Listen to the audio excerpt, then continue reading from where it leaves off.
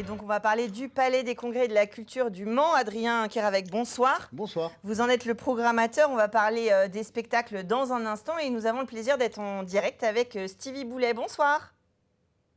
Bonsoir à tous. Alors, on est ravis de retrouver, comme on dit, l'enfant du pays sur les planches, parce que vous serez le 15 novembre pour les cabotines au Palais des Congrès du Mans. On va vous retrouver dans le rôle d'un baron transi, si je ne m'abuse. Exactement, un baron transi, fou amoureux de Mademoiselle Georges, puis de Mademoiselle du Chénois, puis de Mademoiselle Mars. Ah oui, on s'embête pas, on les enchaîne. Non, Alors, pas cette fois. c'est un spectacle qui se déroule à l'arrivée de Napoléon et qui nous plonge un petit peu dans les coulisses justement du théâtre de l'époque et des femmes qui étaient un petit peu cabotines. Exactement. En fait, on est dans les loges de la Comédie Française. On est en 1804. Napoléon vient d'être nommé empereur des Français. Et à la Comédie Française, c'est l'ébullition, c'est la guerre entre Mademoiselle Duchesnois et Mademoiselle Georges. Mademoiselle Georges qui est la favorite de Napoléon et de Mademoiselle Duchesnois qui est la favorite de Talleyrand. Sauf que dans cette histoire, l'impératrice n'aime pas la tragédie. Aïe, elle préfère la comédie. D'où l'arrivée de Mademoiselle Mars. Donc ces deux grandes tragédiennes de l'époque, parce qu'elles ont vraiment existé, hein, Mademoiselle Georges et Mademoiselle Duchesnois, ces deux grandes tragédiennes de l'époque, elles vont se sentir menacées et donc, elles vont s'associer, elles qui se sont toujours fait la guerre hein, à la Comédie Française, elles vont s'associer pour faire tomber la petite nouvelle Mademoiselle Mars. Et après, c'est vrai que moi, je joue le rôle d'un baron amoureux de tout ce qui passe. Alors, c'est une pièce donc dans la Comédie Française à l'époque, au 19e, et qui, avec les costumes, etc. Donc, il y a vraiment une mise en ambiance. On vous a vu voilà, aux oui. essayages, etc. C'est vraiment esthétiquement, on y est, quoi. Ouais, franchement, les costumes sont magnifiques. Mais c'est ça aussi qui m'a fait choisir cette pièce. Parce que je devais partir à la base sur une autre pièce de théâtre. Et puis, il y a Olivier Massé, mon metteur en scène préféré, parce qu'il m'a fait, voilà, je crois il m'a mis en scène 4 fois. Olivier, il m'a fait un super cadeau, parce que déjà, le casting est incroyable. J'ai la chance d'être très, très bien entouré entre Elisa Servier, Valérie Bègue et Catherine Van Crène.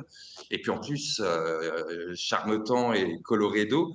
Non, le casting est génial et puis les costumes, c'est incroyable. Enfin, tout. Cette pièce, c'est un petit bijou. En fait, je suis heureux. Je suis vraiment heureux de la faire et puis l'histoire est bien. Alors, au moment, ça va être notre 7e représentation.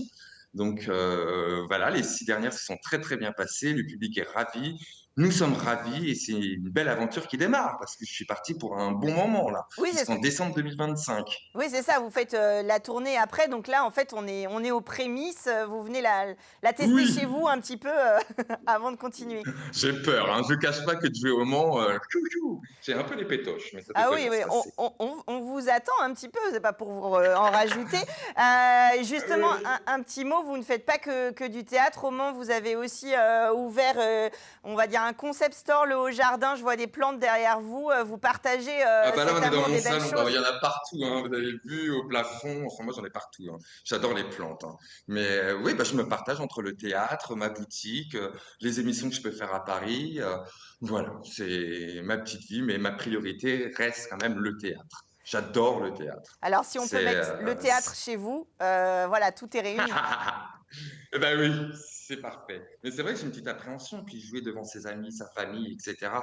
Bah voilà, on a un peu plus peur qu'ailleurs, quoi. Vous êtes bien entouré, je pense, pour ce spectacle. Et, vous aurez du succès avec ce casting assez exceptionnel, comme vous l'avez fait remarquer. C'est vrai qu'on n'a pas tous les jours la chance de voir voilà, des artistes, des comédiens connus, reconnus à ses côtés. Et puis là, une concentration, on va dire.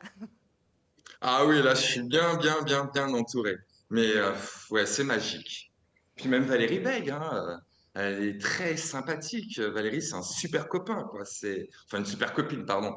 Non, il y a une très, très bonne ambiance. Et puis après, partir de ville en ville aussi. Parce que moi, ce que j'aime au théâtre, c'est les découvrir. Moi, être dans un théâtre statique à Paris, bah, c'est bien, mais aller en tournée, découvrir le pays, parce qu'on est partout.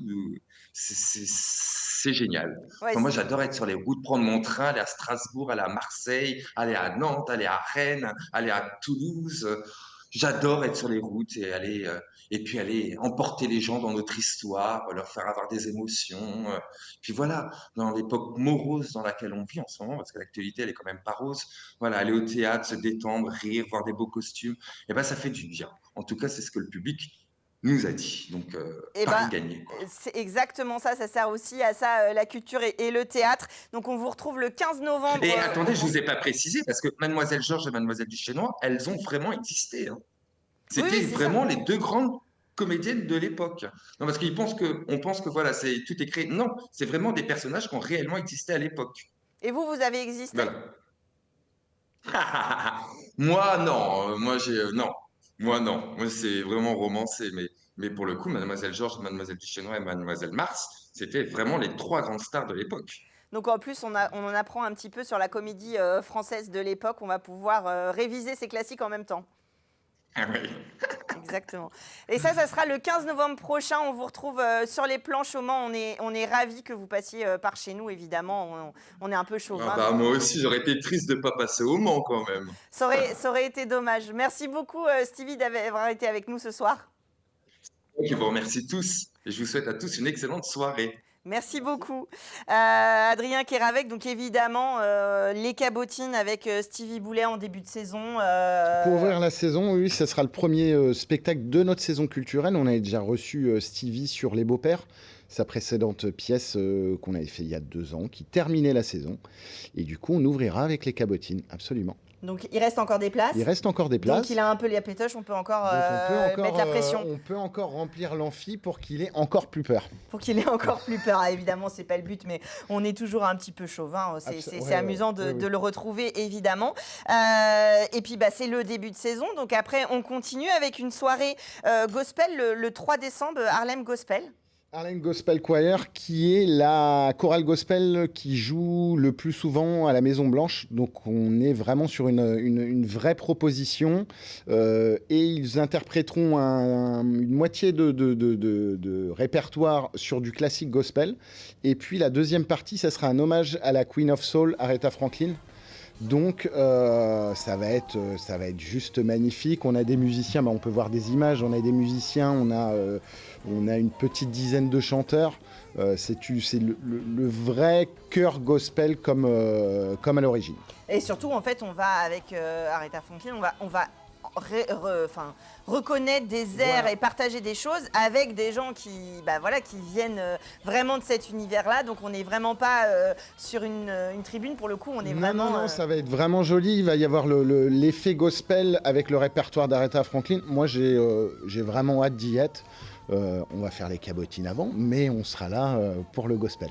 Et puis c'est début décembre, donc on peut dire presque on a posé le sapin limite. C'est la période idéale pour aller voir un concert de gospel en tout cas. Et puis c'est quelque chose qu'on peut partager en famille, évidemment. Oui, le gospel, c'est quelque chose, il n'y a pas de problème, vous pouvez y aller avec les enfants, avec les ados, c'est chantant, c'est dansant. Ça va être un super moment de joie, de fête, de chansons, ça va être... Et puis là encore positif, puisque c'est une manière très positif de passer un bon moment au spectacle. Et puis après, le 7 décembre, vous proposez Colorature. Alors, cette histoire incroyable, on en a parlé rapidement avec Lactalia. Il y a eu un film sur cette Madame Jenkins, qui en fait c'est une histoire vraie. Ouais, c'est une riche héritière américaine qui va s'improviser soprano colorature. Et donc, sauf que le souci, c'est qu'elle chante complètement faux. Et donc, la réelle performance... Alors, c'est très drôle. Et que personne ne lui dit. Et que personne ne lui dit, puisque c'est une riche héritière et que tout le monde est un petit peu à son service. Et la réelle performance, c'est pendant 1h15 de chanter bien, mais faux. Oui, c'est ça. C'est ça parce qu'en fait... c'est une réelle performance parce que j'ai vu ce spectacle et on sait tous chanter faux, plus que bien chanter.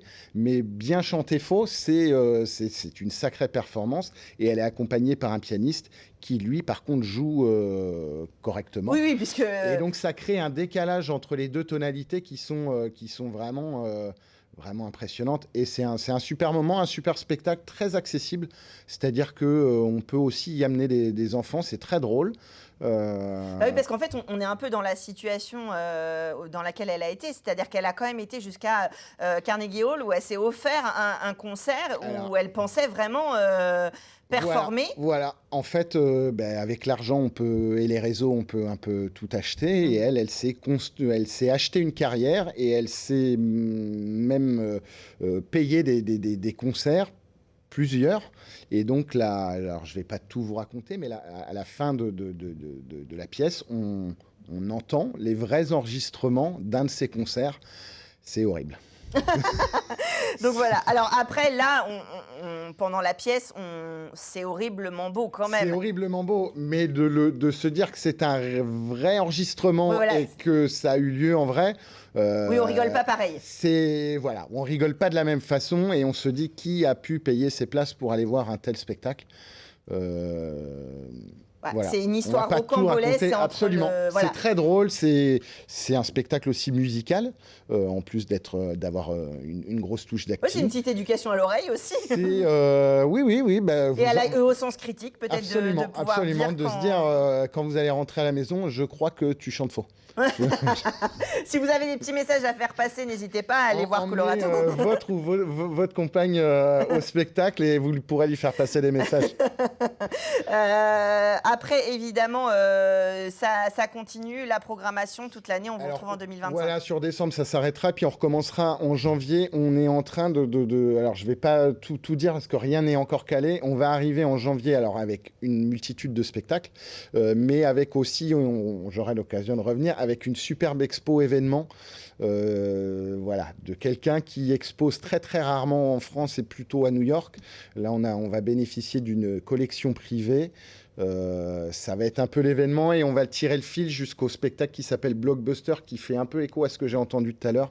Un ciné-concert avec des plans remontés qui va être aussi extraordinaire. Donc voilà, je pense que du 15 janvier au 15 février, on aura une thématique cinéma. On est en train de construire un programme autour de tout ça. Vous reviendrez de toute façon sur le plateau. Plaisir. Nous en parler. En attendant, je vous rappelle, le 15 novembre, vous pouvez aller découvrir Stevie dans les Cabotines.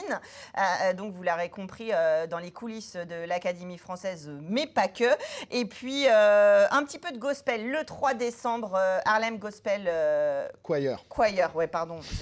Mais j'ai toujours une aussi bonne prononciation. Il y a très peu de temps. Et puis, le 7 décembre, Coloratour, un spectacle qu'on vous conseille avec nos amis de Lactalia. C'est une très belle histoire à découvrir, très rigolote et à voir justement sur scène, c'est encore mieux. Merci beaucoup. On se retrouve donc en janvier pour la suite et puis on va parler photo tout de suite dans Culturel.